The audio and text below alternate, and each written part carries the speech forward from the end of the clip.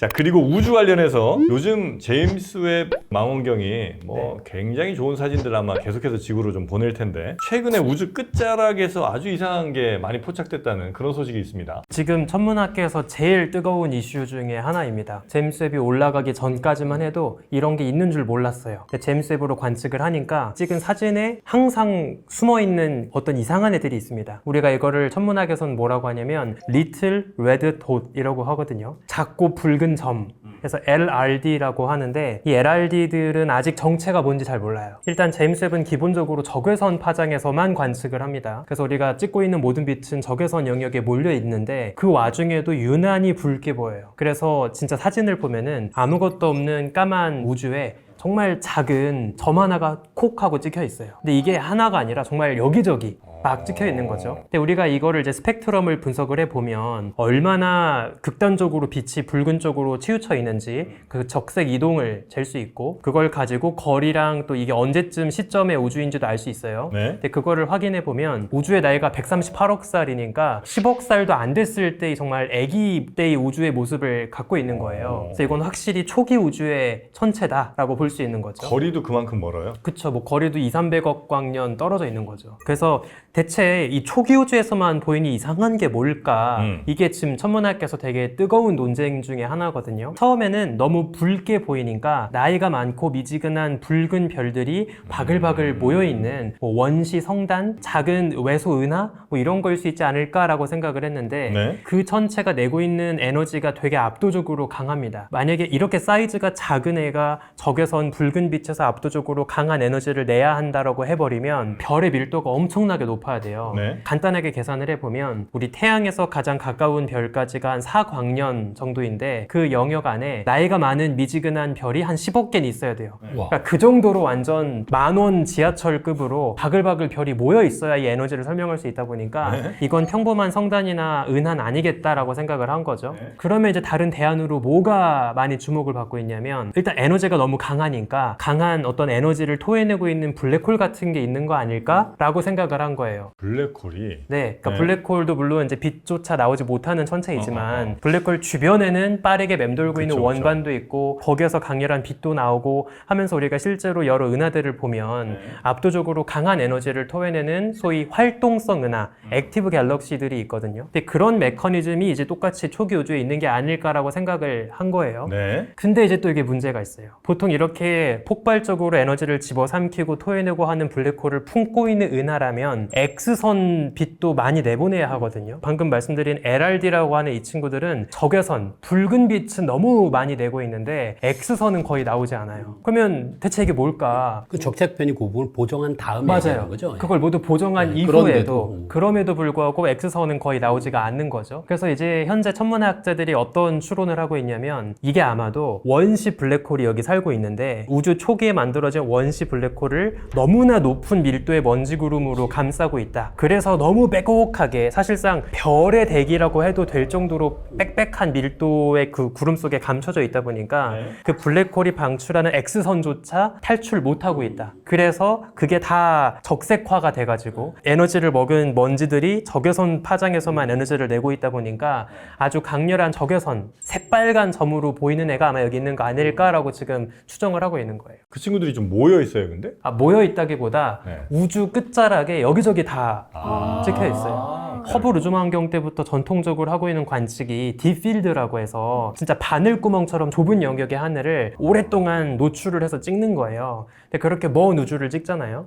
그러면 비교적 가까운 은하들 사이에 까만 배경의 하늘이 있는데 거기에 뭔가 빨간 점이 콕 찍혀 있어요. 되게 많아지고 있어요. 그러니까 이게 사실상 초기 우주에 그냥 이거밖에 없는 것처럼 보이는 거예요. 실제로 점점 늘어나는 건가요? 아니면 관측이 정밀해지면서 안 보이던 게 보이는 건가요? 아마 후자일 겁니다. 과거에는 너무 멀기도 하고 적외선을 그렇게까지 극단적으로 본 적이 없으니까 있는 줄 몰랐다가 제임스 웹이 올라가서 더 큰 눈동자로 이제 보고 있으니까. 근데 이게 되게 중요한 특징이 있습니다. 네. 비교적 가까운 거리에 놓이는 은하단들이 먼 배경 우주의 빛을 왜곡시켜서 마치 돋보기처럼 배경 우주의 빛을 더 늘러뜨리고 밝게 증폭시켜주는 중력 렌즈라는 현상이 있거든요. 네. 이걸 활용하면 먼 우주의 빛도 더 밝고 선명하게 더 크게 볼 수 있는데 마침 최근에 절묘하게 중력 렌즈의 그 배열이 잘 맞아가지고 LRD 적색 반점이 좀 더 크게 관측된 사례가 있어요. 그래서 이거를 디테일하게 관측을 해서 그 적색 반점 안에서 가스 물질이 어떻게 얼마나 빠르게 움직이는지 이런 것들을 좀 간접적으로 관측을 했거든요. 그래서 그걸 재면 이 중심에 가스 물질을 빠르게 휘젓고 있는 블랙홀의 덩치도 알 수 있고 블랙홀의 질량도 알 수 있고 이제 이런 다양한 것들을 알 수 있는데 최근에 분석이 되었던 LRD의 경우에는 블랙홀의 질량만 태양 질량의 5천만 배로 추정이 됩니다. 엄청나게 무거워요. 이게 얼마나 말이 안 되냐면 아까 말씀드린 것처럼 얘네들은 우주가 10억 살도 안 됐을 때 애기 우주란 말이에요. 네네네. 그러면 당연히 여기에 살고 있는 블랙홀이 됐건 은하가 됐건 다 꼬꼬마여야 하거든요. 근데 지금 여기에서 발견한 이 블랙홀의 덩치가 우리 태양 질량의 5천만 배라는 건 지금 우리 은하에 살고 있는 블랙홀보다도 10배는 더 무거운 거예요. 100억 살 먹은 우리 은하가 품고 있는 블랙홀의 질량이 태양 질량이 한 400만 배 정도밖에 안 되는데 아기 때의 블랙홀이 어떻게 이렇게 무거울 수 있느냐. 이거 이제 약간 말이 안 되는 거죠. 그래서 이제 여기에서부터 여러 다양한 논쟁이 벌어지고 있는 겁니다. 아, 현재 논쟁이 있는 거예요? 네. 근데 우주가 팽창을 하기 이전이라고 생각하면은 우주에 있는 물질들 사이의 밀도가 조금 높다면 더 많이 뭉칠 수도 있는 건 아닌가요? 그렇긴 하죠. 근데 그거를 감안하더라도 이렇게까지 초기 우주에 이미 완성된 노안의 블랙홀이 너무나 옛날 앨범에 나온 거예요. 꼬꼬마 때 아기 때 사진 보고 싶어서 어릴 때 앨범을 뒤져봤는데 이미 거기에 수염 덥수룩한 상태로 사진들이 쫙 찍혀 있는 거죠. 근데 걔네들이 다 그렇게 멀리만 있을 이유가 있나요? 여기저기 막 이렇게 분산이 돼 있으면 네. 우리 가까운 곳에도 그런 친구 하나 정도는 있었을 수도 있잖아요. 맞아요. 이게 정말 좋은 질문인데요. 가까운 우주에는 없습니다. 안 보여요. 그러니까 이게 확실하게 없어졌나? 먼 우주에만 있다라고 볼 수 있고 그래서 이게 또 중요한 특징이 뭐가 있냐면 블랙홀만의 질량이 태양의 5천만 배라고 했잖아요. 예? 근데 그 블랙홀만의 질량 말고 주변을 감싸고 있는 여러 가스 먼지 구름과 아마 또 별들도 있을 거고 그런 전체 질량도 재볼 수가 있거든요. 네. 재보면 이 블랙홀의 질량이 이 천체의 모든 질량과 비교했을 때 2분의 1에서 3분의 2 정도를 차지하고 있어요. 그러니까 말도 안 돼. 2분의 1이라는 얘기가 현재 뭐 우리 은하를 생각하면 그 훨씬 큰 건가요? 그쵸. 압도적으로 큰 거죠. 예. 그러니까 예를 들어서 이게 타코야끼가 있으면 타코야끼 전체 질량이 있고 이 안에 들어있는 오징어 조각의 질량이 따로 있을 거예요. 문어입니다. 문어 조각의 질량이 따로 있을 거예요. 보통 은하에서는 은하 전체 질량과 비교했을 때 블랙홀이 차지하는 비중이 0.1, 0.5%밖에 안 돼요. 작구나. 근데 지금 이 LRD에서 블랙홀이 차지하고 있는 전체 질량의 비중은 절반을 넘거든요. 그래서 우리가 지금 어떻게 추정을 하고 있냐면 옛날에는 블랙홀밖에 없었구나. 주변에 가스 물질이 뒤늦게 모이고 거기서 뒤늦게 별을 조금씩 만들면서 나중에 은하를 만들었구나 라고 지금은 생각하는 거예요. 그렇다네요. 네. 그리고 또 최근에 분석을 통해서 뭐가 밝혀졌냐면 이 LRD에서 가스 구름이 있잖아요. 여기에 화학 성분을 스펙트럼으로 확인해 봤어요. 그것도 확인이 돼요? 이제 스펙트럼 찍으면 알 수 있으니까요. 철 같은 무거운 원소의 함량이 태양 같은 일반적인 별하고 비교했을 때 5% 정도도 안 돼요. 그러니까 압도적으로 금속 함량이 적습니다. 가벼운 것들만 많고. 그쵸. 그렇다는 건 얘네들은 아직 초신송도 안 터지고 금속 성분도 오염도 안 되고 그렇다네요. 정말 초창기의 물질을 그대로 품고 있는 앤가 보다라고 지금 생각을 하고 있는 거예요. 그리고 아마도 그 친구들은 이미 다 또 사라지고 난 뒤인데 그냥 그 빛을 우리가 이제서 보는 걸 가능성이 높은 거죠? 그쵸. 멀다는 게 오래전이라는 얘기인데. 그렇죠, 그렇죠. 태양 금속 함량하고 5%도 아니고 0.5%도 안 돼요. 그러니까 정말 순수한 친구들인 거죠. 네네네. 네. 그래요. 저는 교수님 말씀하실 때 블랙홀이 우주에 살고 있다라고 표현하시는 게 너무 재밌어요. 우주는 살아 있습니다. 네.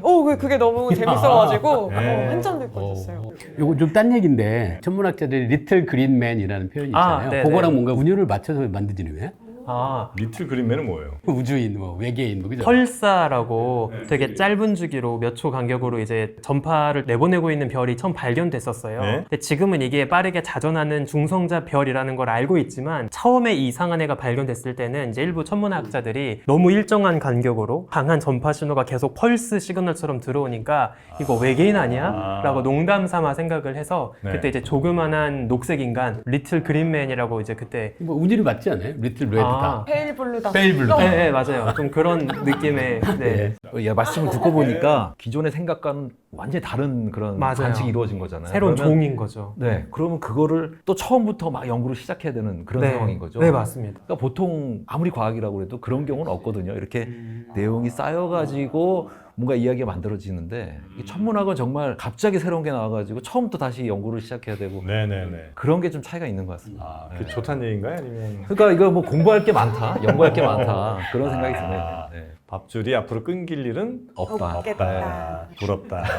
네.